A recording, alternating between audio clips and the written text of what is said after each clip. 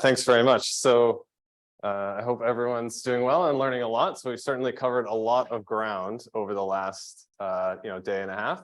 And what we're going to do in this lecture is slow things down a little bit and start putting the pieces together in an empirical sense. So we're going to go through some simple examples, well, simple and not so simple, as we'll see. So the canonical bus engine replacement model that everyone should be very familiar with already.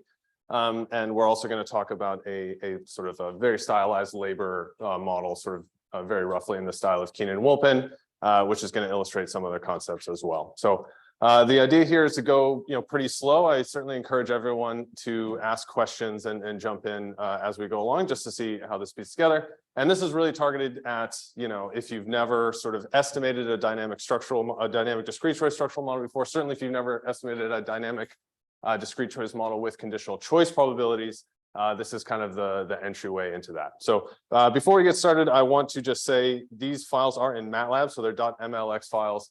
You can open them. If you've never used that before, you can open them like a regular .m file. So this is basically the MATLAB version of a Jupyter notebook or a Clear notebook and so on. And the advantage of this is that we can have the code as we scroll down a bit. We can have lots of math, and then we can have code right there alongside it. So if you have MATLAB on your machine, you can go ahead and just load it up and follow along and kind of run the code with me if you want to. If you don't have MATLAB, what you can do is go here and just download the HTML and follow along from that. So you just go to this file right here. You go to the raw. Oh, it's going to take a second. There we go. So, and then just save this file as kind of whatever you want. I'm going to call it 2. And then you should be able to open it and follow along in the same way. Okay, so if you don't have MATLAB, you can follow along like that. Okay, so before we get started, I'm going to talk a little bit about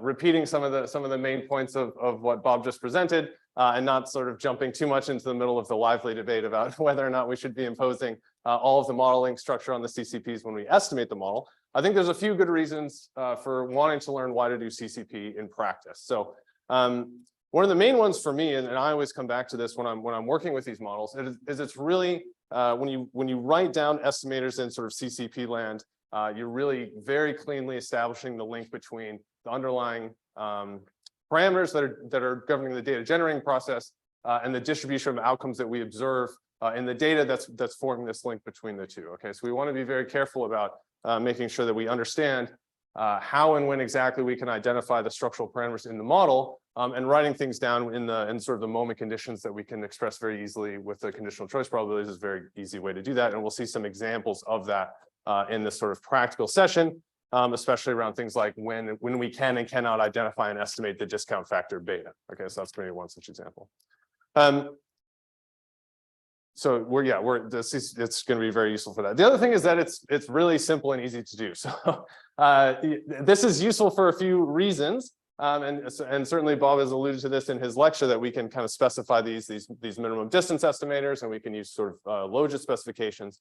This is very simple to learn. I think that's useful if we're sort of in the business of promoting more theory-based empirical work. I know I certainly would like to see more theory-based empirical work around it. So sort of lowering that barrier to entry and having these really easily accessible tools is going to be useful. It's also simple computationally. So, we saw some evidence of that in the Monte Carlos. Of course, things are moving around very quickly in this space. We've got lots of excellent computational work done by the people in the room that's moving things around, but we can actually simplify these problems a lot if we do that. So before I start running into what we're going to be doing, there's this little disclaimer here. So all the code that we're going to go through today is with a strong emphasis on clarity and not on performance. Okay, so we're doing this in a way to sort of minimize the sort of amount of stuff that you have to digest and get through. We're not going to be digging into some of the more complicated numerical issues. So certainly if you can work your way through this code and feel like you understand everything else, then you can go to the code that, for example, Bertel has written and posted, and you can really start to dig into that and digest exactly where these performance improvements can be made. Okay, so this is not necessarily the code that, it's almost certainly not the code that you want to run for really high performance environments. But it's going to give you those building blocks that you need to put together. The other thing that I'm abstracting from here a bit as well is notions of econometric efficiency. So we'll talk about different ways to kind of approach that problem. But for now, you should really be thinking about the main idea here is to get consistent estimators. And we're going to talk a few different ways to get consistent estimators. And then sort of we'll have the efficiency thing sort of lying as a tangent on top of that. Okay. So any questions so far before we get started? Anybody having issues getting into things? Okay, so this is going to be sort of a minimal working example for the Rust bus engine replacement problem. So everyone, I think, has heard the name Harold. If you weren't familiar with Harold Zerker before this workshop, everyone's very familiar with Harold Zerker at this point. So we're going to consider the bus engine replacement problem of Harold Zerker, studied in the famous paper by John Rust. So Zerker maintains these fleet of buses. Maintenance is going to become more costly as the bus accumulates mileage, and we can reset the mileage to 0 and kind of minimize this replacement cost or minimize this maintenance cost by replacing the engine. But this is quite expensive, and we certainly don't want to be doing this every time the bus goes out. So this generates this dynamic problem where Harold Zerker is going to be sort of keeping in mind the fact that these engines are getting more and more costly to replace on average, and balancing off this with this very high replacement cost. So the modeling setup again is should be very familiar. We're going to assume that as in the original paper, we have monthly data on bus records or some period data on bus records. This is going to include data on a set of n buses. I'm mostly just going to index, the n is the maximum number over cap t months. We're going to have mileage readings for each bus and an indicator for whether the bus engine was replaced. Okay, so we're going to, this is a binary decision framework. This D is going to take one of, if I can find my mouse again, there it is. This DT is going to take one of two values, either replace or continue, and that's going to be true in every period. So the modeling setup is going to be that time is discrete, as we've kind of maintained throughout this workshop so far. T equals 1 up to cap t, denoting each period. So T upper bar is going to be the maximum time period here. For now, we're going to think about T as being infinite. So this is the infinite horizon problem. We're going to subsequently go through another example later on where we're going to relax this assumption and have a finite horizon problem. That's going to make the problem non-stationary in ways that are also interesting. Each period we have these two actions, and of course these are mutually exclusive, so we have to have that one of these actions is 1 and the other is 0. And we have that the single state variable for each bus is going to be xt, so this is going to be the mileage of the bus, and the mileage is going to advance according to this process below. So this, I should note also that this the basic framework for the problem here is based on the Peter and Bob's work in econometrica. So you saw some examples of that there. So specifically, if we kind of scroll all the way down to the bottom here, that's this one here. So you can pull up this paper, and at the end there, that's roughly, it's a simplified version of that, but it's roughly the same version of that particular problem. So we have in particular, we're going to allow sort of the mileage might advance sort of 1 unit in the state space. It might advance 2 units in the space. It might advance more units in the state space. Okay. However, we are going to have this maximum number x upper bar. So this is going to be the maximum mileage that the bus can accrue. So we're going to have another bus specific type. So we're going to assume for the purposes of this this talk that this is observable. So we're just going to say that we observe the bus specific type, and we're going to estimate the parameter on the bus specific type that influences the utility. So as commonly done, we're going to assume that we know one of the values for the utility. So in this case, we're going to say that the value from replacing the bus engine is 0, and the value of continuing, so that's U1 of t, and the value of continuing is going to be governed by a handful of parameters, 3 parameters here. So we've got theta1, theta2 is the factor that's determining how costly mileage is on the bus, and theta3 is a factor that like a period specific flow utility based on the observed type of the bus S, which is going to be sort of in our application 1 or 2. We're going to have the additively separate. Yeah. You're assuming the current utility, not the value, or are you assuming the value is 0 The current utility, yeah. Yeah, Sorry, okay, yeah. so, Yeah. okay. all Sorry, right. this is the per period utility. Yeah. Yeah, the Yeah, yeah. value may be. The value could be lots of stuff. Yeah, yeah, Okay. yeah. So this is the per period, yeah, the deterministic component of the flow of the yeah. That equation up there, yeah. Yeah, this one, yeah. So this is just, yeah. We're going to assume that the epsilons are IID draws from a type 1 extreme value distribution, as we normally do. And denoting the optimal, we're going to denote the optimal decision rule by D0. This is going to be some a vector which determines whether choice 1 was the optimal decision or choice 2 was the optimal decision. And we can write the X anti-value function for state X as this value function representation. So this is should be very familiar from what we have seen previously so far.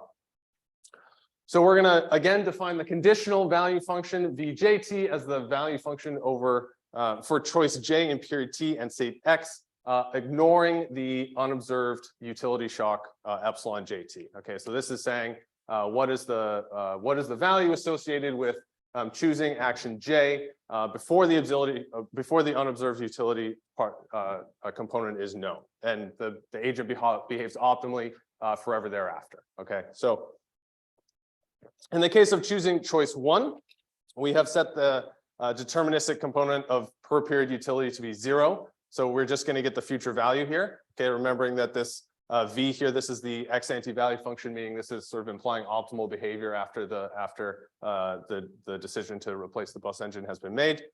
And V2 here represents, okay, if the bus engine is not replaced, there's going to be a per period payoff. That's going to be theta 1 plus theta 2 xt plus theta 3 s. And then again, we're going to have that same value function where we're discounting this by some beta.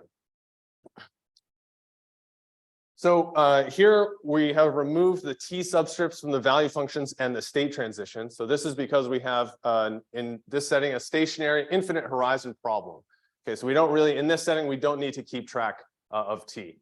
This was mentioned yesterday, and we'll return to this later on in these sets of examples. When we are not in a stationary infinite horizon problem, we can include T in the state space. Okay, so what we're going to do in those situations is just whack T into the state space, and we'll talk about that later. In this binary choice setting, we've got type 1 extreme value preference shocks. We express the conditional choice probabilities with the regular logit form, and in particular here, we're just going to express it in terms of these differenced the differenced conditional value functions in the numerator and in the denominator. And importantly, we're going to use the results of Haughton-Miller. So this is the inversion to express the difference between the value function, the X anti-value function, where I've sort of accidentally left a T subscript in there, and the conditional value function.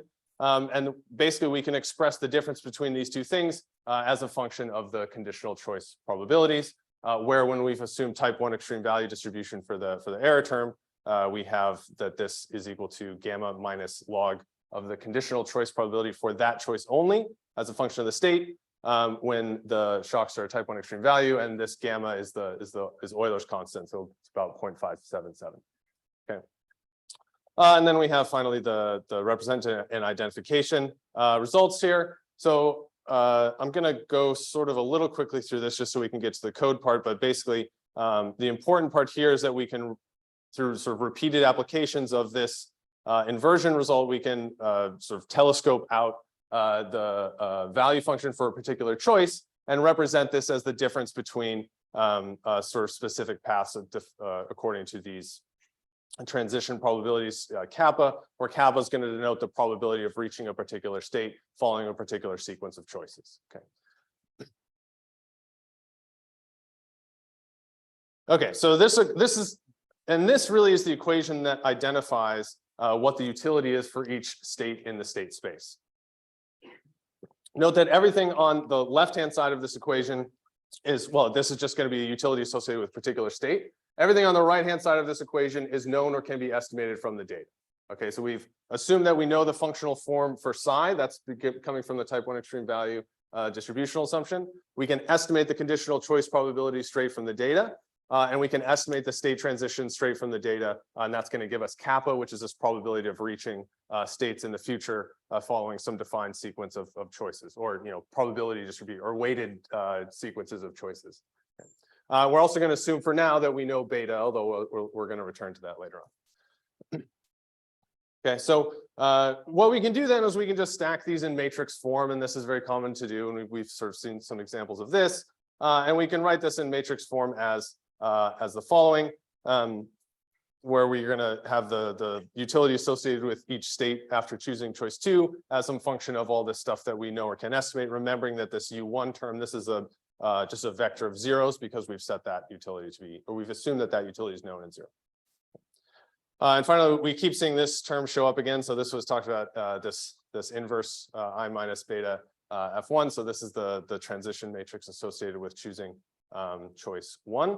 And this is basically this matrix algebra version of a geometric series where we can take sort of 1 over this term. Okay, so that's the setup. This is going to be the basis for our estimator and conditional choice probability space, and we'll show exactly how that works now. So moving into the actual application. So I'm gonna define some initial parameters for the data. We're gonna simulate the data, and then we're gonna simulate some data, and then we're gonna run this estimation routine. And as you'll see, the estimation routine is pretty short. It doesn't take a lot of work to do this. And one of the main reasons is that we can use the minimum distance estimation framework. With a linear utility, we're going to be able to express the estimator in closed form. Okay, so that's going to be a big computational help for us, and just sort of simple in terms of writing things down.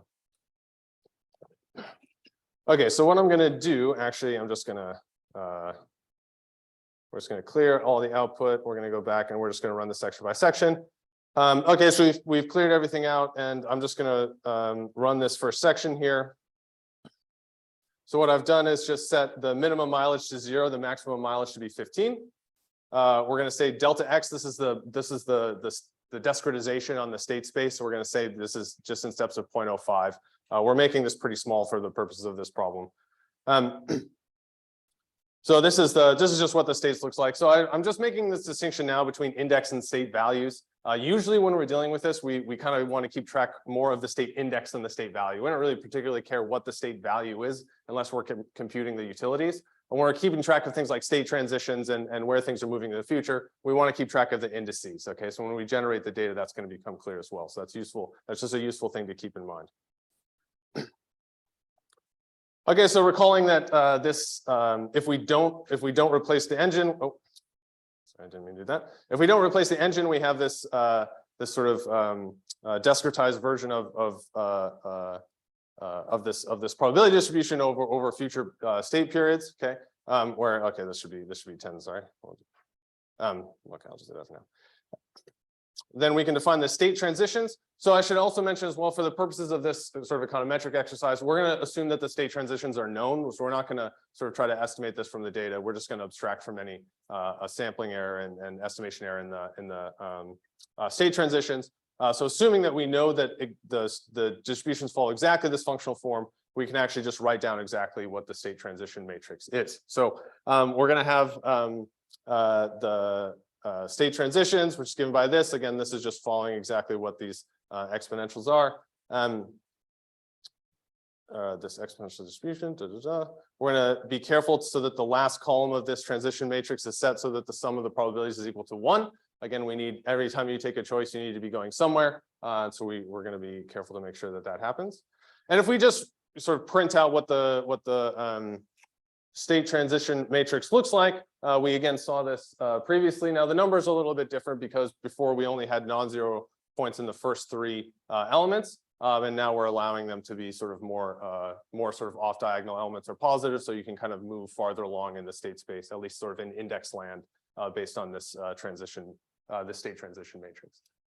Again, the elements below the diagonal are all 0 because the bus mileage cannot decrease. So we talked about this yesterday, and I was sort of reminded of this the scene in Ferris Bueller's Day Off, if you've seen that movie, where he tries to reduce the odometer on the fancy car by driving it backwards. So we certainly can't do that with the buses in this framework, much as you might like to. You probably, like in the movie, I think he ended up sending the car off a cliff or something. So we want to be careful not to do that. So in this way, each row here is going to be the probability distribution over states conditional on state I. So if we're in row 1, then we're going to be going into each of these different states according to the matrix probabilities here. So we're going to have a 0.05% or 0.05 probability that we stay in state 1, a 0.0464 probability that we go to state 2, and so on, right? And remember that these are state indexes, not we're sort of assigning a future state index based on where we currently are. We're going to make another sort of slight simplification relative to the previous bus engine problem. We're going to assume that if you replace the bus engine, that you always end up in the first state. Okay, so we're not going to allow you to drive anymore. The bus is sort of off the market for one period, and you're always going to end up in that first state. Okay, so that's represented by this state transition matrix here. Okay, so now we're going to simulate some data. We're going to set beta equal to 0.9. We're going to have the utility parameters. We only need the utility parameters associated with not replacing, remember, because we've set the utility of replacing to be equal to 0. So that's going to be 2 minus 0.15 and 1. We're going to have 30 time periods, 2,000 buses. S is going to be either 1 or 2. So this is the type of the bus. Again, we're just assuming that's observed. And then we're going to say that 40% of the buses are type 1 and 60% are type 2. So this is our this is something has gone horribly wrong here. Sorry, let me just.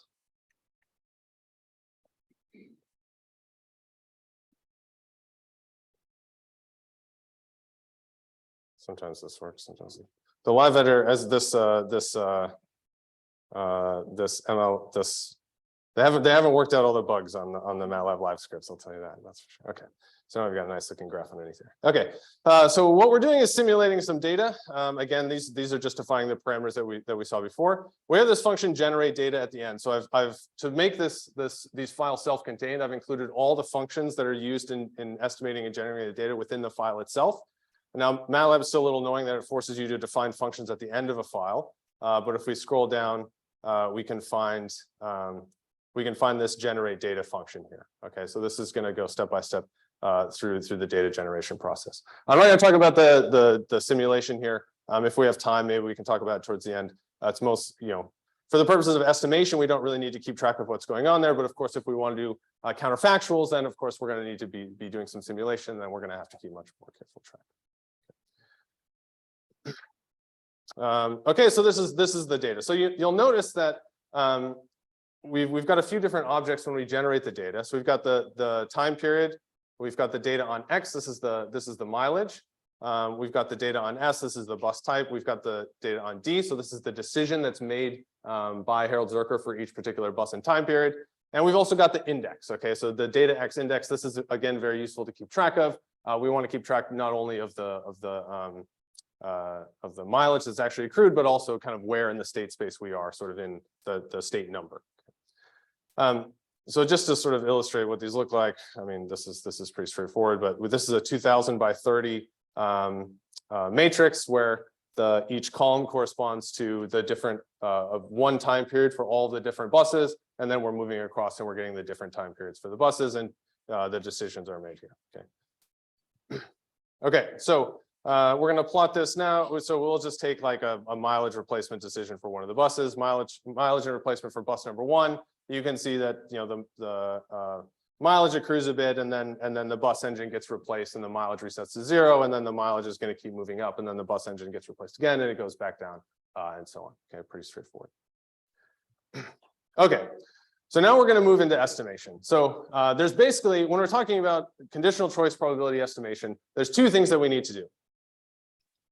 The first thing is that we need the conditional choice probabilities. Okay, so step 1 is going to be to estimate the CCPs. We can actually do this in a lot of different ways, and kind of the literature is sort of teeming with different ways to sort of estimate the conditional choice probabilities. So the most basic way, if we have loads of data and we have lots of observations per state, and we think that we can do this accurately, is to use the non-parametric maximum likelihood estimator. So this is the bin estimator or the cell estimator. So basically, we take each state. We ask how many times was the decision made to replace the engine in each state, and we average them across. Okay, and so this is this very sort of computationally. I was just left in and I'll just get rid of that. This is this very sort of computationally not very nice way to do this, where we've got lots of for loops, which MATLAB hates. But it doesn't matter because we're not going to use this particular version anyway.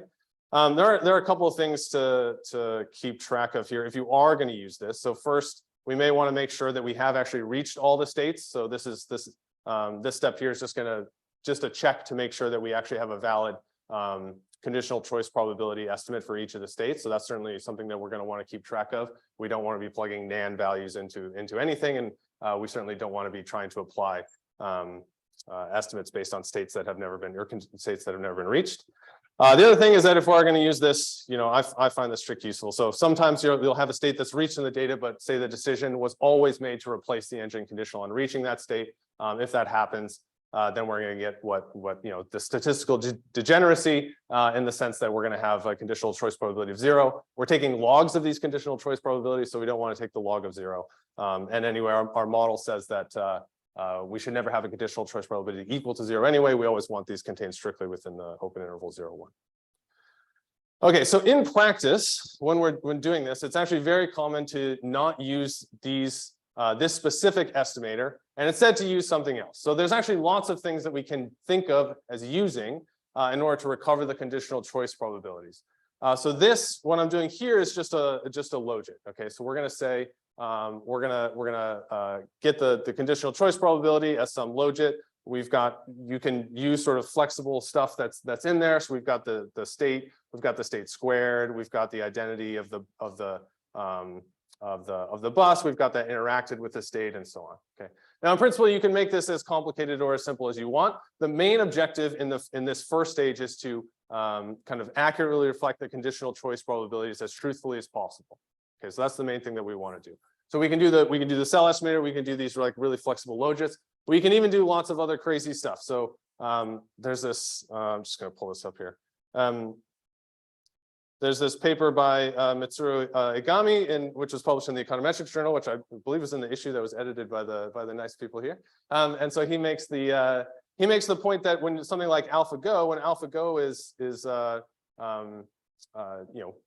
when AlphaGo is doing what it does, it's basically doing a part of what it's doing is this two-stage approach that we're talking about here. And in the first stage, the supervised learning policy is a conditional choice probability estimator where they're doing some fancy neural network stuff in order to recover these. Okay, so again, we have lots of options here. And the main thing, as he says at the bottom, is the sole purpose is to capture the actual choice patterns in the data as flexibly as possible. Okay, so we're going to keep things simple. We're going to use a logit.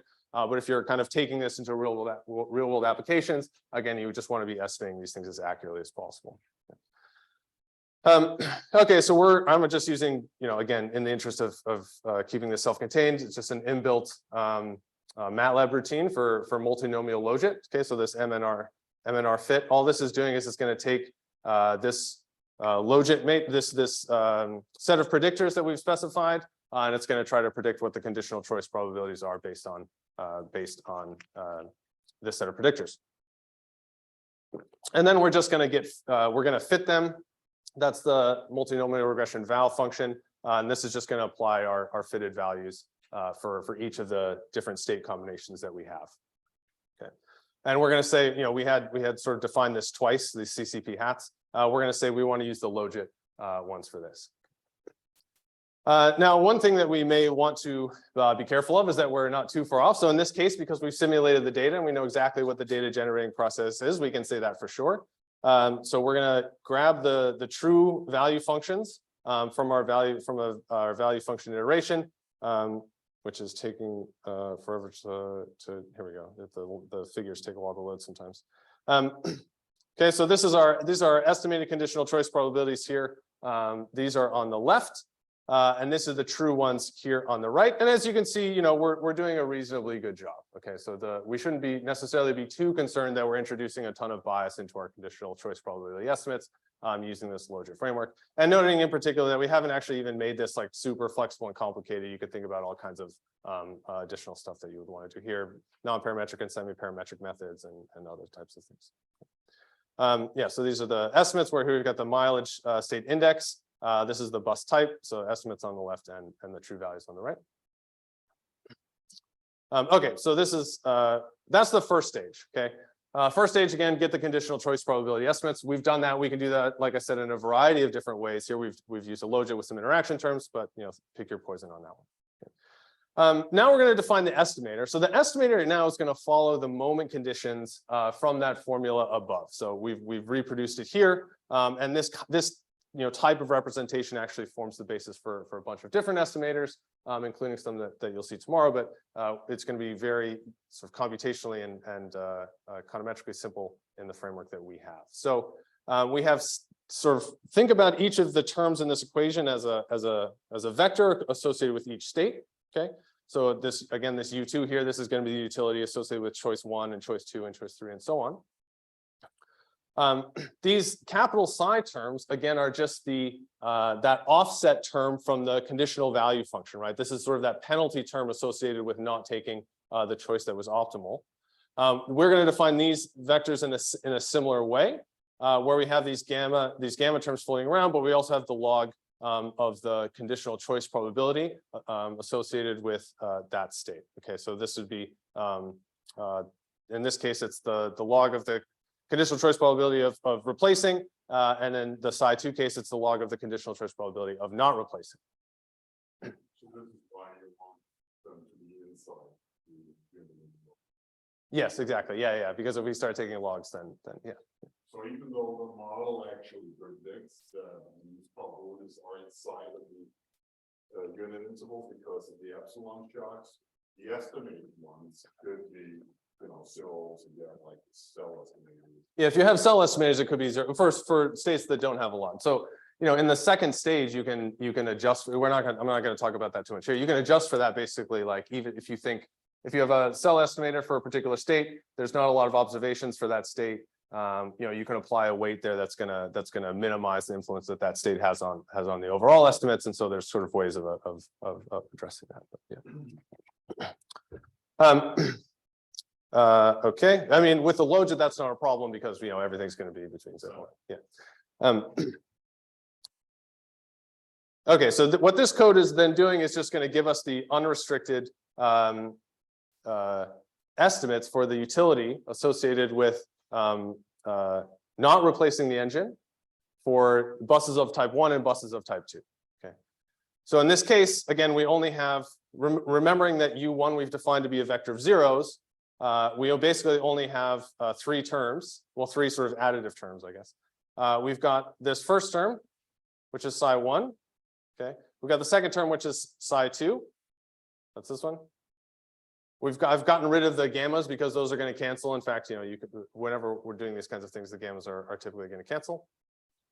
Then we've got this third term here, which is just beta, the transition matrix for associated with choice 1, transition matrix for choice 2, this inversion, this inverted bit here, and finally we've got the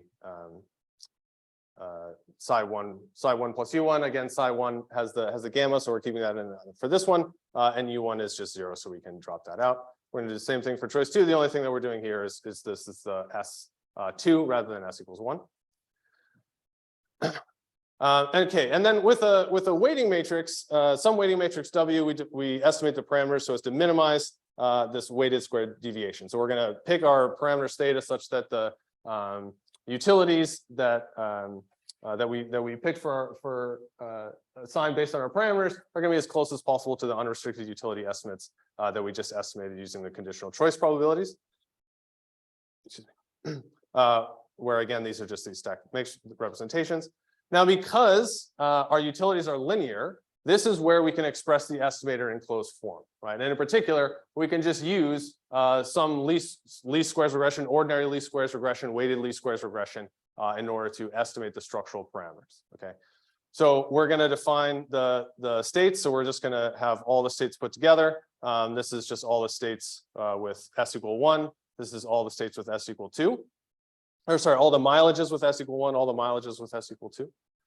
We're going to put in a constant term, and then we're just going to define our X variable as being, ones in all the states. We've got our Y variable in our regression as the unrestricted utility estimates, and then we can just perform sort of OLS on this. Okay, so we don't, in order to get consistent estimates, we don't need to do anything fancier than that. This is going to be a consistent estimator for the structural estimates. Okay, for our estimates theta.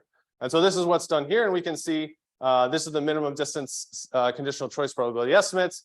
So this is theta 1, this is theta 2, and this is theta 3. And as you can see, we're getting reasonably close. You know, we're not perfect, but we're not doing too badly either. Okay. So if we have nonlinear utility, we could, you could in principle do a similar approach with some nonlinear least squares things. So, okay, so we could specify. This is just some example. You could specify some utility in some other way, and think about estimating it in a similar way using this nonlinear least squares approach. We want to be careful there because then we're not sort of in the business of just counting equations and counting unknowns, and we may have things that are unidentified, but in principle, this approach also works for those settings. Aaron, quick yeah. question. Yeah. How hard is it to compute the standard errors of your minimum distance estimates? Is that in your code, or would that just take an extra calculation? Well, I mean, so standard errors, in practice, I think it's usually recommended to use bootstrapping for the standard error. So that certainly that's what I typically do in practice. I think if there's an ongoing literature about exactly what to do in terms of the correction for the first stage, including various things on state space. I think what Viktor Chernozukov has a recent econometrica on this and so on. So yeah. So yeah, does that answer your question? Yeah.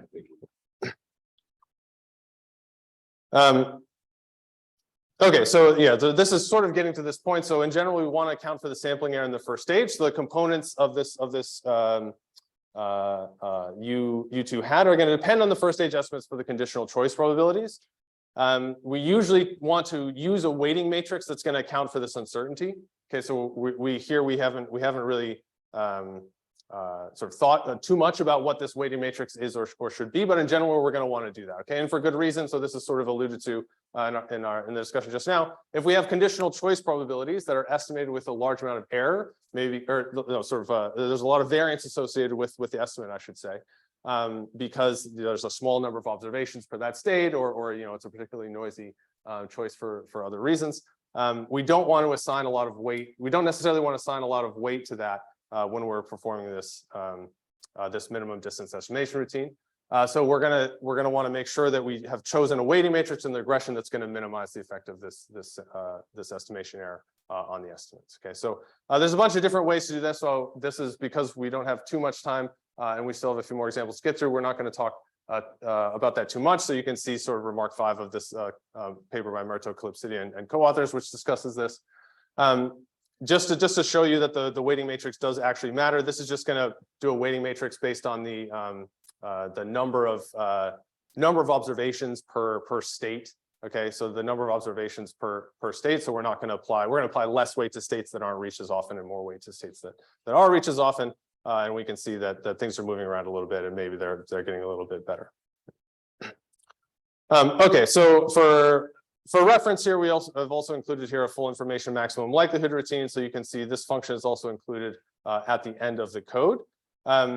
This is, solving the nested fixed point problem in this sort of computationally slow way. This is just doing successive approximation. So this is definitely not how you would want to do if you were being super efficient. So I'm going to refer to the code that's already been posted on the DSE page for that. But we're getting similar values here. These are a bit closer. Obviously, we're benefiting from the efficiency imposed by imposing the conditional choice probability conditions when we solve for the fixed point. So okay, so any questions on this on this example? Everybody's yeah. Aaron, so yeah, sometimes in these minimum distance, you can choose the weighting matrix to get full efficiency. Do you know any results on that where you could choose the appropriate weights and then get something that's asymptotically equivalent to maximum likelihood?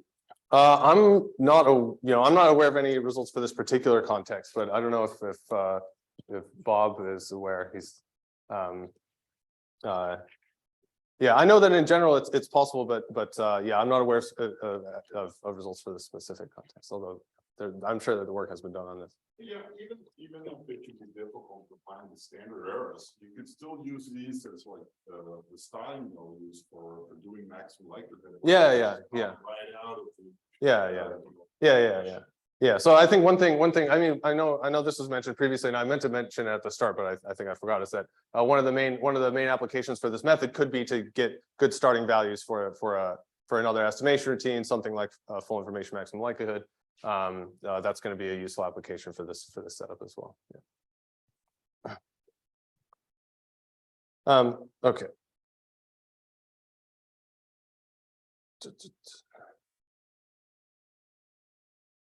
Okay, so what we're going to do then is we're going to move on into using setups that exploit finite dependence. Okay, so now we're going to exploit the finite dependence property not only of the bus engine replacement problem, but we're also going to do an example that has sort of this two-period finite dependence in a labor model, sort of very roughly in the style of Keenan Wolpe in '97. Okay, so these are the setups that we're going to consider. So you'll notice that in what we have done here, we have, sorry, in our estimator, we haven't exploited the renewal property of the engine replacement problem at all. Okay, so this is completely without the renewal property. We've just used the fact that it's a stationary infinite horizon, and we're obtained the estimates in this way. So now we're going to take the finite dependent structure of the problem more seriously, in the sense that we know that we have this renewal choice. When Harold Zerker chooses to replace the engine mileage goes to 0. This is something that's going to induce finite dependence in a way that allows us to use different estimators. So we're gonna this is the second sort of set here. We're going to keep thinking about the Harold Zerker problem. Actually, nothing is going to change from the setup here. So I'm going to keep moving through here. This is all the same. We're even going to have the same data. We've set the same starting seeds. So we're going to have the exact same data that we've generated. We've got the same starting values. We've got the same state transitions and so on. So when we're moving into the conditional choice probability estimation, again, we're going to have the same things for the logit values. We're going to compare our estimates with the conditional choice probability estimates. Okay.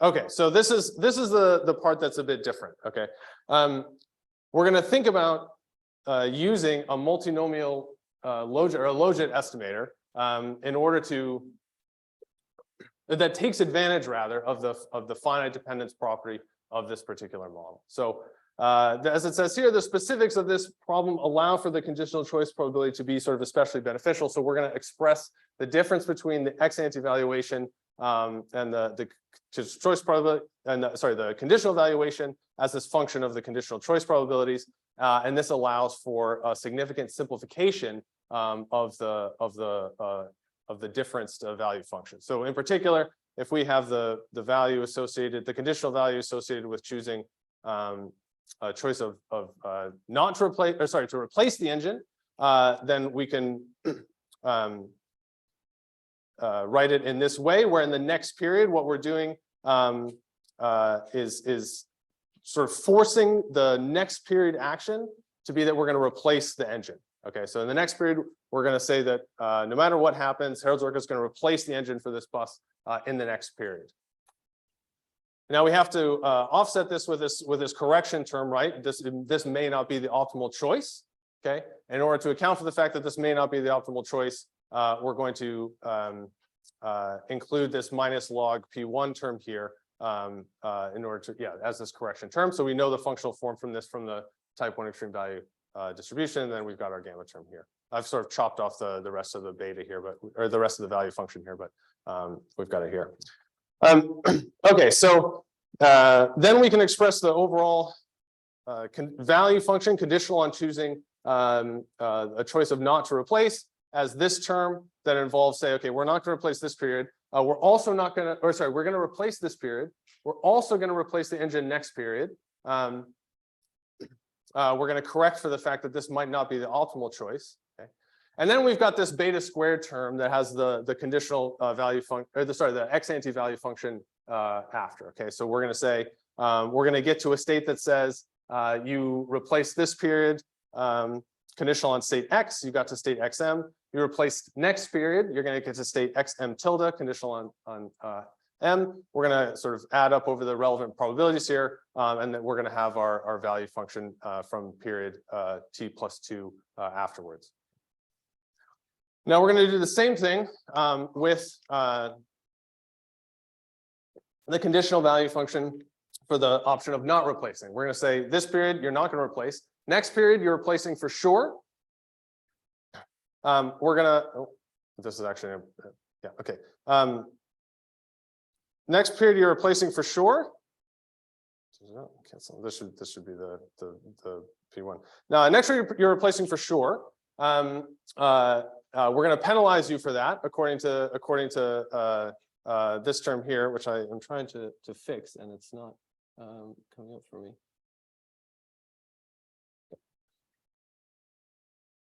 You're going to replace it for sure. You're going to have a different state transition to get to that point, okay? Because you chose to not replace instead of to replace, and then we're still going to have this other term, this beta squared term, we're fooling around here. But now, the fact that we chose something else in period t doesn't really matter, because in period t plus 1, we're choosing to replace. We're always going to go to the first index state, okay, to state 1. Now, expressing the difference in the conditional value function in this way is really quite useful, because again, we can stack these up and have all of these things on the right hand side. And the main thing to remember is that these two things are just going to be the difference between the difference between these two functions is just the difference between these two psi terms. Okay, and we know what these two psi terms are because that's coming from the conditional choice probabilities, which again we can estimate, and the functional form assumption for the distributional assumption for the epsilons. Okay. And so putting this all together means that for any particular state x, we're gonna define. We get the following moment condition here, which basically says we've got this difference between the two psi terms. That's on the left hand side, right? So this is the difference between two log terms. And on the right hand side, we've only got a current period utility for choice 2, right? This is the choice to not replace. This is continuing on. And then we've got this term where we're multiplying it by beta. And this is just going to be this correction term associated with choosing choice 1, even though it may not have been optimal, multiplied by the difference between the state transition probabilities associated with choosing option 2 in the first period versus choosing option 1 in the first period. Okay. Now, again, the thing that's useful to know about this is that apart from theta 0, theta 1, theta 2, and maybe beta, as we'll talk about, everything on the left-hand side is known or can be estimated, and everything on the right-hand side is known or can be estimated. Okay. And in particular, and this is going to form the basis for this sort of two-stage maximum likelihood estimator. So we'll call it a logit estimator. I want to be careful not to. This isn't the full information maximum likelihood. So this is going to form the basis for this, and we can actually do this in a couple of different ways. We can do this with the weighted minimum distance estimator using sort of a linear regression style that we saw. We can also just use a logit here, where we're plugging in the difference conditional value functions instead of, say, in a static framework. We'd just be using like delta J's or something like this. Now I want to stop here and talk about beta. So there was a question yesterday about when we can and cannot identify and estimate beta. And in general, it is quite complicated, actually. So we're not always going to have very clean and straightforward conditions on when we can and cannot estimate beta. But it turns out in the bus engine replacement problem, we can always estimate beta. We can always identify what beta is. And it should be pretty straightforward, actually, from this equation, right? We just have subject to a rank condition for the stuff that's on the right-hand side. So as long as we sort of have sufficient variation in this term that's multiplying beta, this term is just entering in linearly, and we can identify what beta is. Okay. So that sort of begs the question: can we always identify beta when we have? Oh, so maybe I should back up. This, as I wanted to make this. So this equation said that if we want to identify the utilities associated with each state after we've chosen sort of a reference utility. We've sort of forced by assumption the utility from choice 1 to be equal to 0. If this equation says that if we know beta and we know the distribution of the epsilons and they're conditionally so additively separable and there's no serial correlation and all of that, then we have exact identification for the utilities associated with each state for choosing choice 2, right? So this is an exact identification result. We don't get, we don't have any more or less power here. Now we know this is not actually what we're doing though, right? Because we've imposed more structure on the utility for choice 2 by virtue of the linear assumption on utility. Okay, so this is imposing more structure on this problem that potentially gives us more identifying power for things like beta. So in this setup, that helps us, right? So when we have a terminal action or a renewal action, we're going to be able to express a moment in this way that makes it clear that beta can be point identified. Now, one natural question to ask is, does linear utility always impose enough additional restrictions in order to identify and estimate beta? Okay, the answer there is no. Okay, so we're not always going to be guaranteed to have this.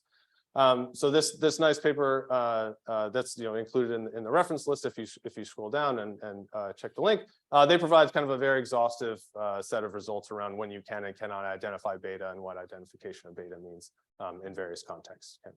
But in this case, we can, and like I said, in any of these setups where we have a finite, a terminal action or renewal action, sort of identifying and estimating beta is on the table if we impose additional restrictions on the utility function above what we discussed above what was in the moment conditions. Okay, so this equation, again, we can think about taking this to the data and estimating what theta 1, theta 2, and beta are in a couple of different ways. If we want to, we can use the minimum distance estimator, so this linear estimator. I'll get to that in a second. We can also just use like a logit style specification, sort of using each of the individual choices about whether or not the engine was replaced to estimate the structural parameters. Okay, so there's this function here, CCP likelihood. So I'm just gonna this is the starting values is just 0.1, a vector of 0.1. I'm just gonna scroll down to this function just to show you what it's doing here. Okay, so this is our CCP likelihood with finite dependence. Again, this is very simple. All that we're gonna do is calculate values, the flow utility for not replacing in all the states. Okay, so we just need a matrix U2, which is just going to be the value of flow utility in all the states. The value from not replacing the engine. Sorry, the value. I keep saying value when I mean utility. The utility of not replacing the engine in all of the states. Next, we're going to calculate the component terms from the difference value equation. So we just need to do this twice in two different ways. So we've got what I've called V1. So this is going to be this term here. Again, U1 is going to be 0 by assumption. So this is very straightforward. We're going to do the same thing for j equals 2. So this is going to now have the utility in it. And we're going to have another typo, which it doesn't want me to correct. Okay, so this should be an F2. Sorry about that. For each state, and then we're going to stack all of the utilities associated with this equation, and we're going to define the likelihood as sort of summing over the log likelihood again, where we've got the likelihood as defined.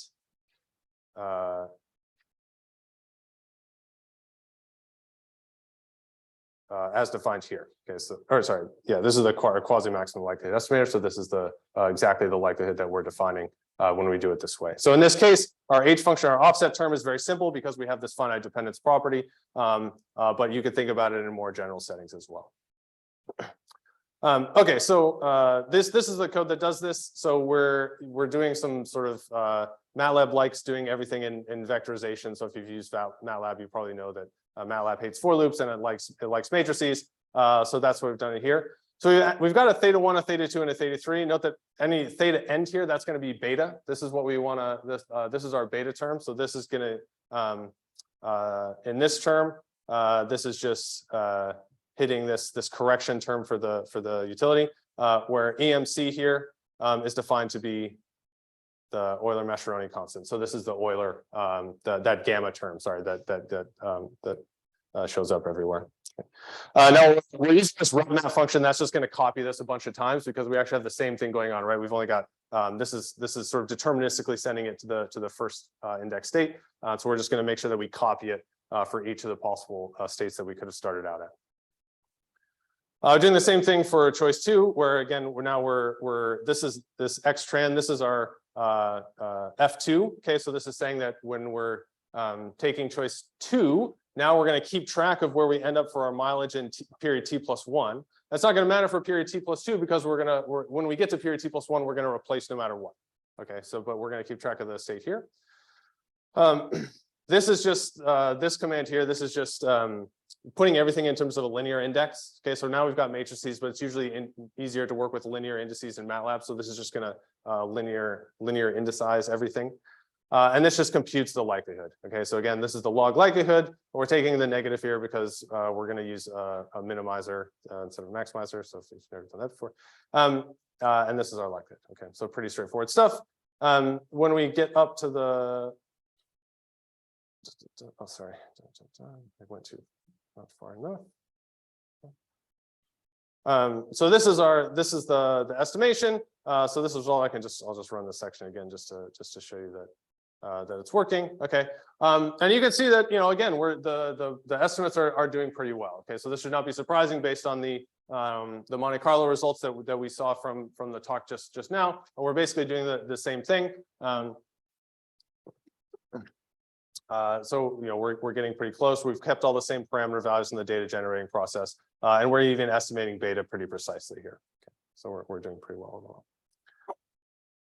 And now again, we can think about applying this estimator, this sort of moment condition in a couple of different ways. The quasi maximum likelihood estimator is one way, but we can also think about applying the linear estimation method again, where we're now just going to define sort of like a left-hand side variable and a right-hand side variable and minimize the sum of square deviations. So on the left-hand side, we've got our difference. Remember, this is the difference between the conditional value functions.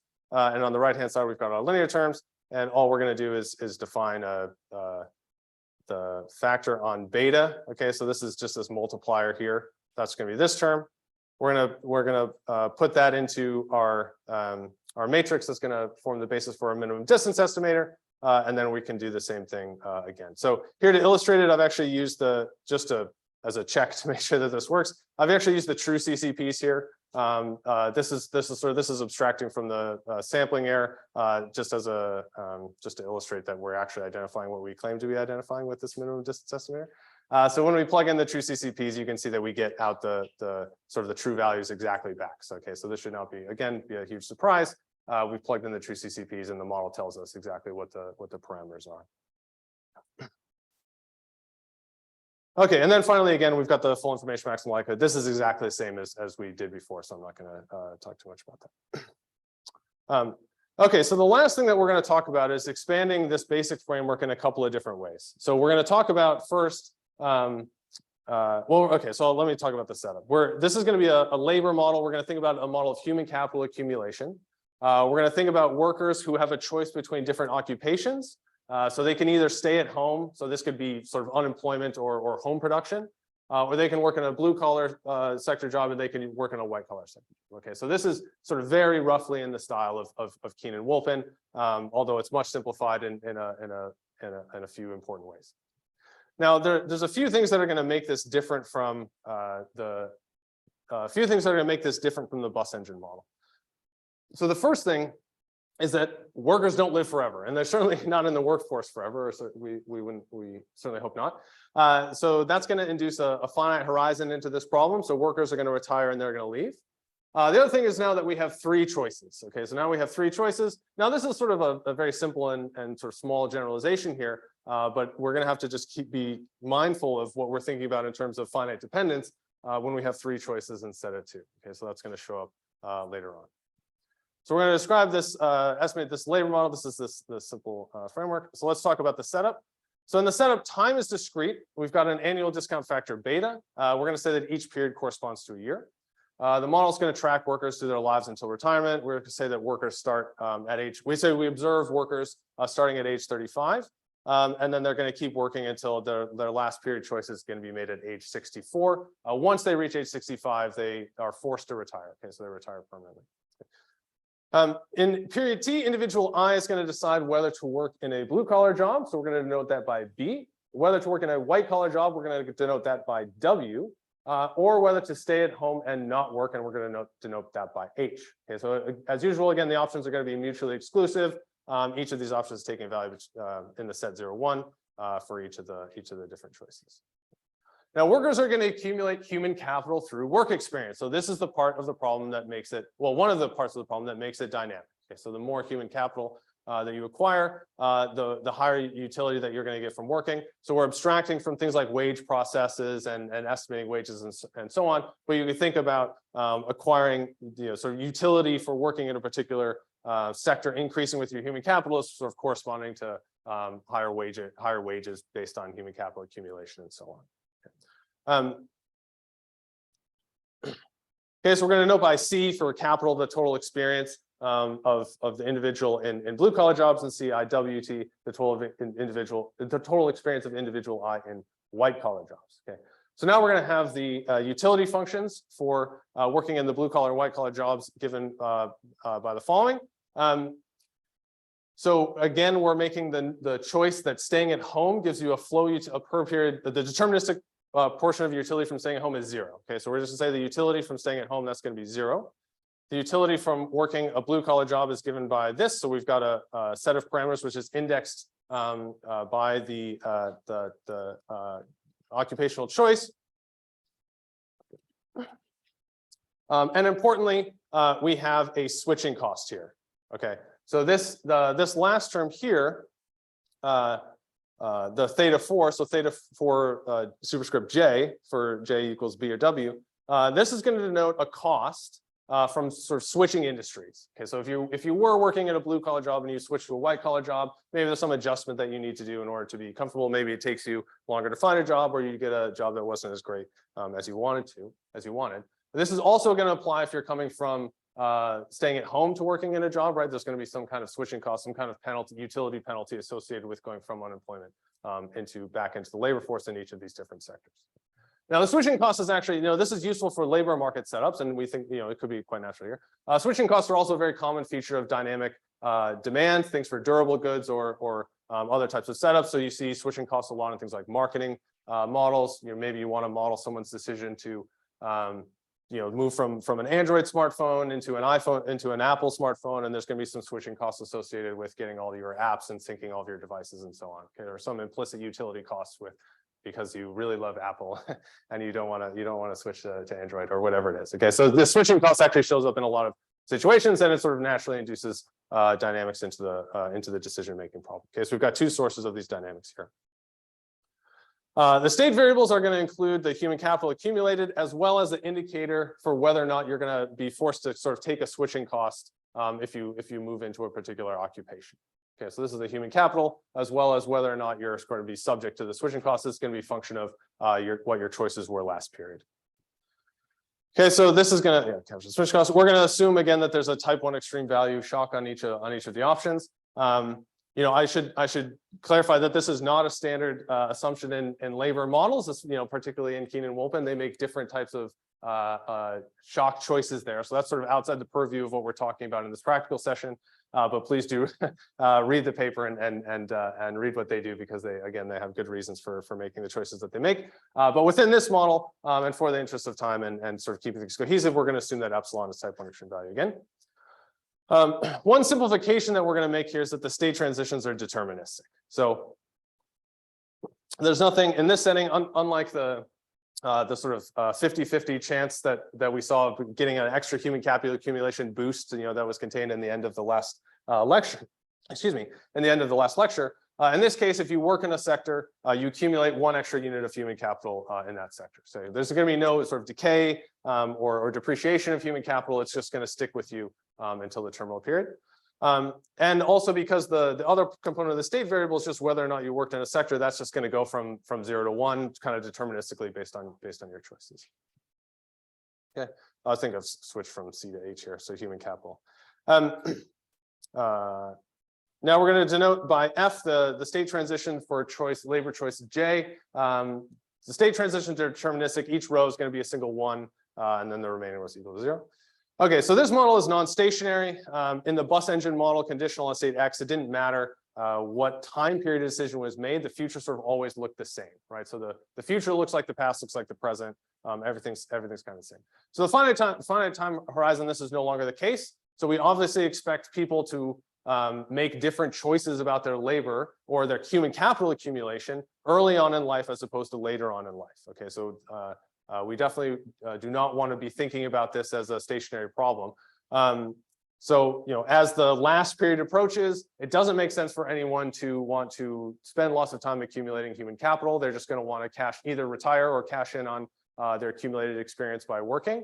Whereas early on in life, there's going to be a much stronger incentive to build human capital. Okay, so this is the sense in which this is going to be important. Okay. Okay, so and we're going to have we want to be thinking about when we have non-stationary. This is going to think about induce different ways of thinking about the problem.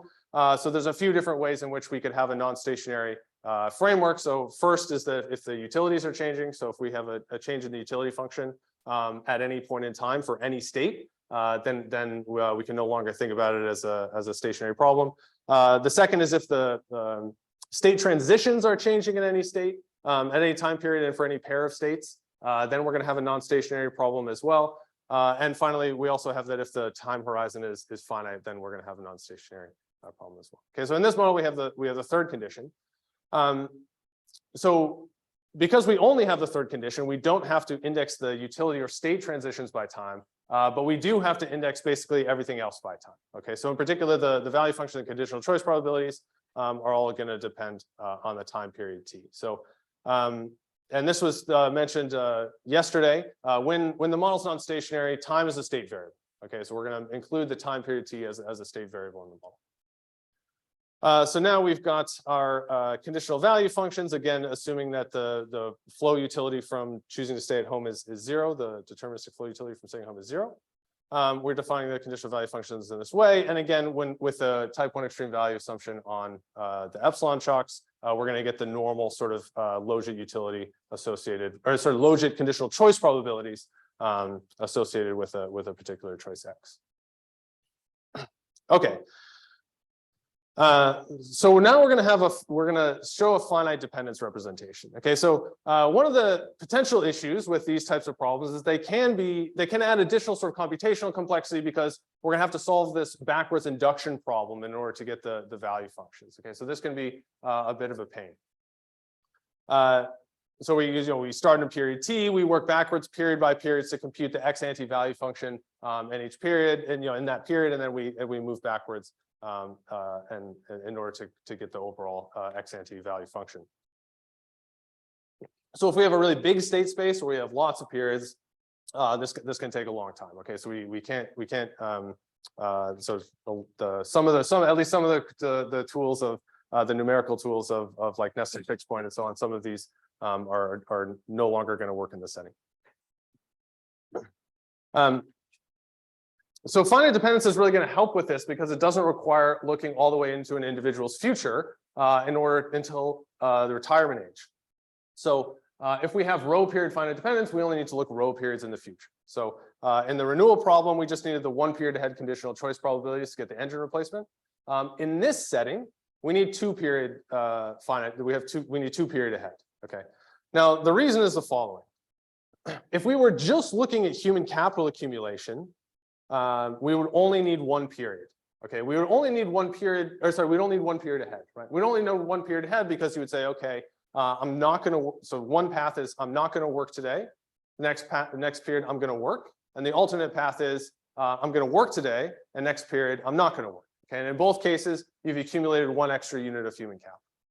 Now the reason why we need 2 period ahead, where we have row equals 2 in this setting, is because of the switching costs. Okay, so the switching cost is going to mean that we need an extra period. Okay, so if we go back to that example, I work in this period, I don't work in the next period. Now my switching cost for going back into the labor force is switched on, right? Whereas in this alternate setting, I didn't work, and now I work. Now my switching cost is turned off, right? So in this setting, we do not have the same states according to those two paths because of this switching cost. Okay, so that's going to mean that we need at least one extra period of specifying some action in order to get back into a situation where finite dependence is going to work. Now in this setting, luckily for us, we only need one extra period. Okay, so we can think about that same hypothetical sequence of choices. Okay, so I'm going to not work in this period. I'm going to work in the next period, and then I'm going to work again. Okay, now I've accumulated 2 extra units of human capital, and my switching cost is off. Or my switching cost is off. We can think about the same one from the alternate sequence. I work in this period, I don't work in the next period, and I work again in the period after that. Now, again, I've accumulated 2 units of human capital, and my switching cost is again switched off. Okay, so turned off in that situation. So I don't need to pay the switching cost. So this shows the sequence shows how we can get 2-period finite dependence in this setting.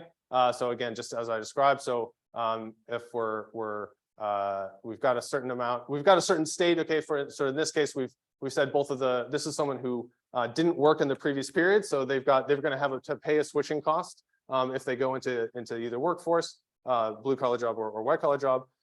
Let's say they work in the blue collar job. Well, their blue collar human capital accumulates by 1 unit. White collar human capital stays the same. Their switching cost, they don't have to pay a switching cost to keep working in the blue collar job, so that goes to 0. Then they choose to stay at home in period T+1. Again, they keep that extra unit of human capital they accumulated, but the switching cost turns back on, and then finally they work again. They get 2 units of human capital, and then they have no switching costs. Okay. Whereas in this situation, you can do the same thing with this alternate sequence where we have the stay at home and then work and then work. Is that clear? Yeah. If there's a depreciation of human capital, then suddenly the time in which you were staying out of the market, that wouldn't matter, right? Yeah, if you have depreciation of human capital, if it's like yeah, if you had like a constant rate, like each year your human capital depreciates by a certain amount of time, or each time you go out of the labor force, it depreciates by a certain percentage or something, then the timing is going to matter. There's other settings where but in that situation, actually, if you have depreciation of human capital, then you open up the door to other ways of thinking about this. Yeah. Oh no, but even if let's say you have human capital that's depreciating according to some discretized schedule, then in order to get finite dependence here, you just stay out of the labor force to pick 2 paths, and then stay out of the labor force until it goes to 0, right? So you can still reestablish it in this case. Yeah, but if it's some like fixed factor like delta, like capital depreciation, then yeah, it becomes more complicated. Yeah.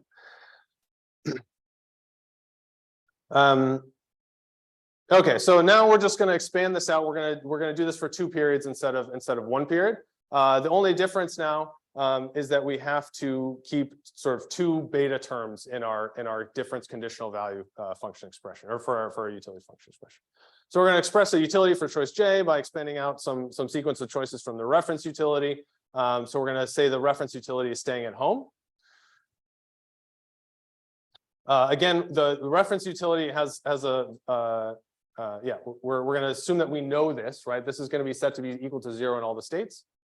And then we can expand it out for S periods, capital S periods, and have some continuation value associated with whatever happens in S+1 and onward. Okay, where again, we're defining these kappa terms. These are the state that I reach according to my initial choice and the transition probabilities associated with a sequence of choices. So in this case, we get to use this expression above,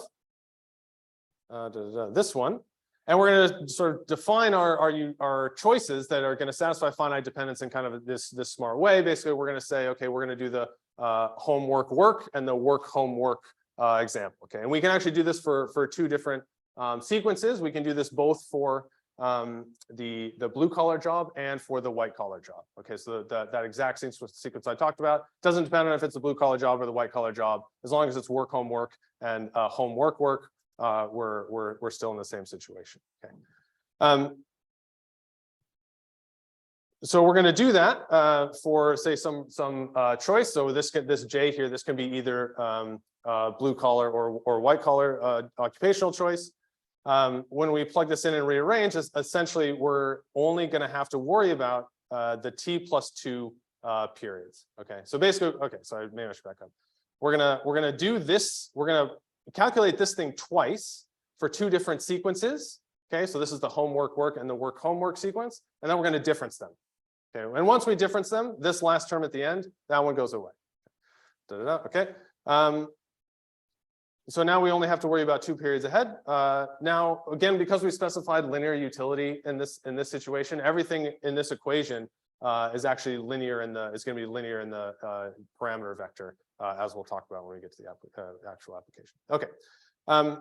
So just being mindful of time, let's get into what's going on in the sort of simulated data. So we're going to take the model to simulated data. We're going to make a few assumptions on the data to make the data generating process sort of tractable. We're going to assume that the maximum human capital of either type is 6. Again, this just limits the dimensionality of the state space. This isn't really super necessary in principle. This is just going to make things run really fast. We're going to have 3 choices here because you can stay at home, you can work or work in blue collar occupation or the white collar occupation. We're going to have 5,000 individuals, which is not an unreasonable number of individuals for some of these longitudinal panel data. It's maybe a little bit on the high side for some, but it seems okay. If you have this sort of linked administrative data, then this is going to be really small, right? So you could think about this being very large. The number of time periods is 30. Again, we're going to say that we observe people from age 35 to their decision at age 64. And we're going to specify 2 different parameter vectors associated with human capital accumulation. These are just numbers that I made up, so don't read too much into these. We have a sort of slightly higher rate of benefit for human capital accumulation in the white collar occupation, but again, it's a higher switching cost as well, but it's not too important here. Recording.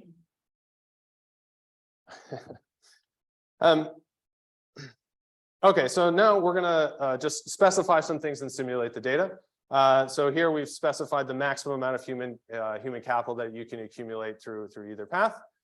We've got just a list of all the different. We're just going to kind of make a big list of all this. We're gonna sort of sort this. So this is just going to list all the different combinations of human capital that you can have in each of the 2 different sectors. Maybe I don't know if this is useful to show, but we can kind of quickly show this. Oh, it's okay. It's actually running the whole thing. So we can show what this is, and then this X. This is going to be the collection of all the different states. Okay, so I'm just going to point out something really quickly here with the X. So the X's is going to be, okay, the 0 human capital for the white collar job, 0 to 6 for the blue collar job, and whether or not you have to use the switching costs. Now we can't have both switching costs off. So we can't have both columns 3 and 4 equal to 0 because that would imply working in both sectors in the previous period, which we know to be impossible. Okay, so these are going to be either 1, 1, 0, 1, or 1, 0. Let's just keep in mind. We're going to find the state transitions. Again, because these are deterministic state transitions. This is easy. So all this is doing is going through and it's saying if you choose choice 1, if you choose to work in the blue collar job, you're going to get an extra unit of blue collar human capital, and your switching cost is going to get turned off for that. Your switching cost is going to get turned off. Okay, so one thing what we'd want to check, and this was alluded to before, is that we can verify finite dependence using the state transitions. Okay, so in this case, all we need to do is to calculate what's going on with these 2 different paths, and then verify at the end that the state transitions that we defined actually generate the same distributions over states after we've applied them. Okay, so we're going to do this for 2 different sequences. So we've got stay at home, work blue collar, or work home, work in the same way. We can define these different paths according to the state transitions, and then we can just verify that these are equal. Okay, so this is equal to make sure that they're the same. This works if they're deterministic state transitions. If these are probability distributions, you're gonna need to do a test, statistical test to verify that, or to test whether these are generating the same distributions over future states. But again, because these are deterministic, we can just check straight away. All we have to make sure is that the distributions over the states that we reach at the end are the same. We can do that for the other sequence as well. We're going to simulate our data. Again, this is going to be the exact same type of procedure as we did before. We're going to generate, so this is generate labor data instead of generate data. We've got our parameter vectors. So these are true parameters for beta 0.95, t equals 30, and n equals 5,000. The first thing that we're doing here is just grabbing the true CCPs. Again, this is like long code just to illustrate everything step by step. So we're going to run the value function. So this is actually just doing the backwards induction. Okay, so we calculate the value function in period t, we calculate the CCPs in period t, and then we move backwards from period t -1 all the way through. Okay, again, in this kind of not MATLAB, well, not any recommended, but not MATLAB recommended way, but it's very clear what's going on step by step. Again, we can estimate the CCPs in a couple of different ways. We can think about using this bin estimator. Again, for here, we're going to use a logit, especially for large state spaces. This may not work particularly well if we have states that aren't reached very often. And the logit in this case is going to do a reasonable job. But again, just to reiterate, we can think about lots of different ways of doing the first stage. Okay, so now let's think about specifying a closed form estimator for theta, for our structural parameters. So we're going to do this vector matrix representation of the utility. So again, we've got the utility associated with choice 1 up to the last state. We've got the state transitions, and we've got the cap psi here, which is these correction terms, or the correction terms. So we can re-express the two-period finite dependence equation that we had up here. This two-period finite dependence equation, that's this one. Okay, we're going to re-express that with our matrix equation. Okay, so all we're doing here is we're taking everything and we're stacking it up state by state. Okay, that's this equation right here. Okay, so note that we have a few terms that have UH in them. So we're going to set those to 0, right? We've assumed UH is equal to 0 for all the states. We're going to have two terms now that depend on beta because we have two-period finite dependence. We've got a beta and a beta squared here with a couple of different combinations of the transition matrices that have been applied. So what we're going to do is we're going to move all the terms that involve the structural parameters. So that's all the terms involving the utility associated with working the blue collar job. That's going to go on the left-hand side. We're going to move everything else on the right-hand side. And remembering that we have a linear representation for the utilities, we can just re-express this as the following. Okay, so this is going to be we've got our state variables in here. We've got the beta squared, and then we've got the vector of structural parameters theta b. And on the right-hand side is all stuff that we know or can estimate from the data, right? So we've got the size, and we've got the cap psi, and we've got the betas, and we've got the state transitions, which are assumed to be known.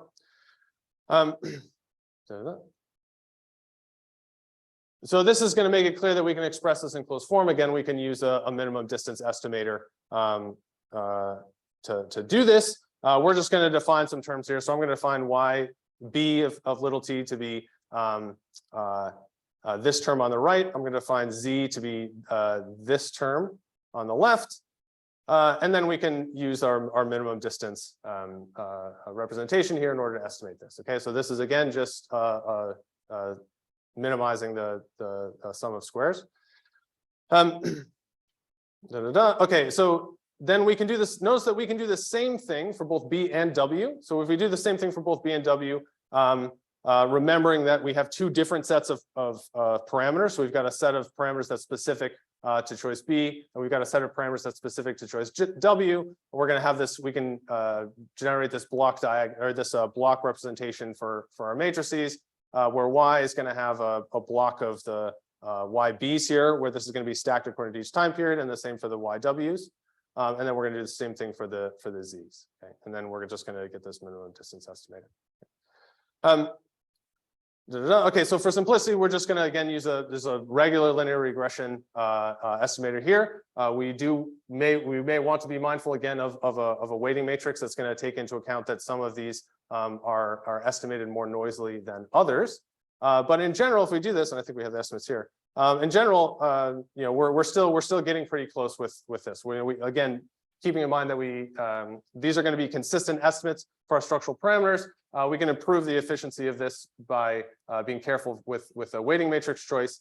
But you know, this is sort of the proof of concept, and it shows that this is right. You know, whenever we have a finite dependent structure, this is going to be a very easy and straightforward estimator to implement in practice. We just have to kind of rearrange things in the right way, and we're off to the races. Okay. So note that in general, so I mentioned some identification of beta stuff. In this case, we have two period finite dependence, you know, and we could ask again, can we estimate beta in this setting?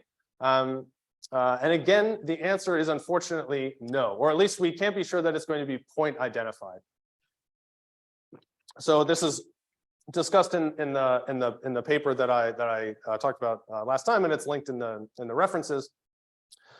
Essentially, the issue is that we've got a beta and a beta squared here. So if we're going to try to kind of move all the terms involving beta to one side of the equation to the other, we're going to have a quadratic. Okay, so we're going to each moment here is going to imply 2 points. So we're going to have sort of 2 points that are identified in this set. So we can't guarantee that there's going to be a point. We cannot guarantee sort of point identification for beta here. So there's, you know, we could potentially think about different ways of estimating beta and using restrictions and so on. But in general, whenever we have row period finite dependence, we're going to have row terms in the identified set for beta. Okay, so when rho is equal to 1 and we just have one period finite dependence, then we can identify and estimate beta. If rho is 2 or more, then we have multiplicity of points in the identified set.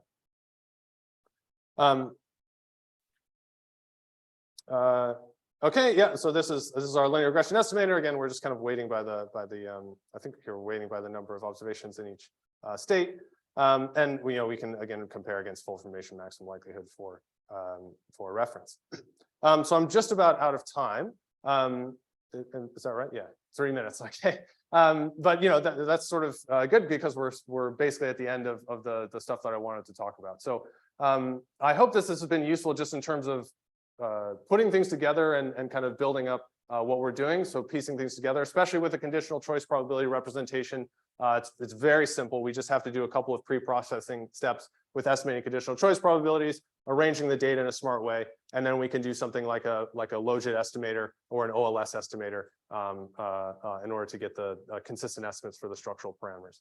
Now, in this setup, even the full information maximum likelihood is not very complicated either, right? So I haven't gone through the code here, but it's very simple, and you can go through and see how it works.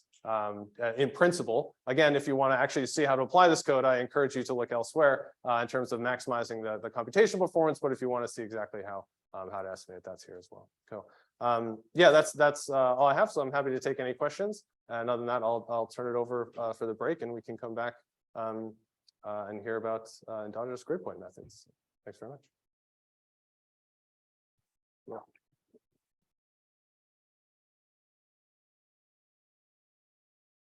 Any questions?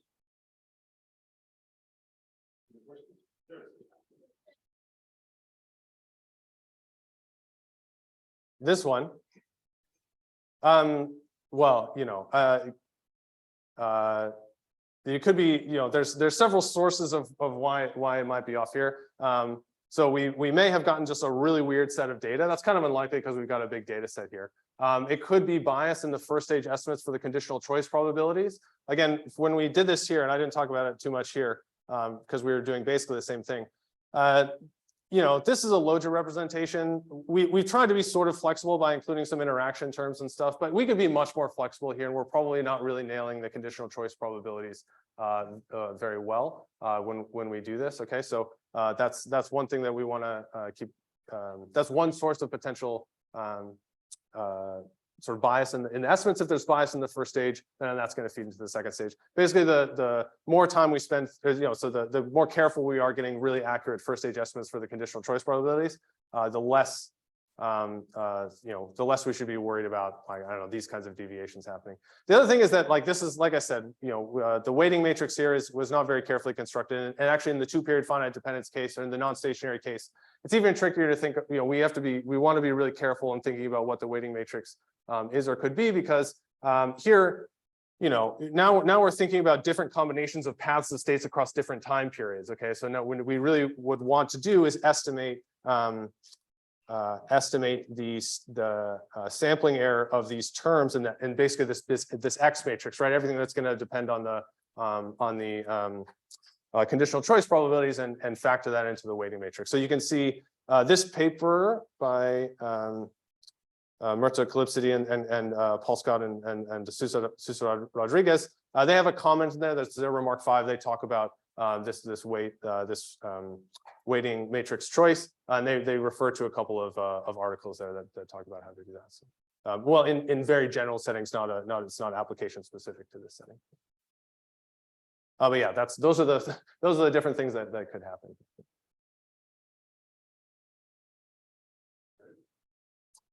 Well, thanks again. Okay, thanks.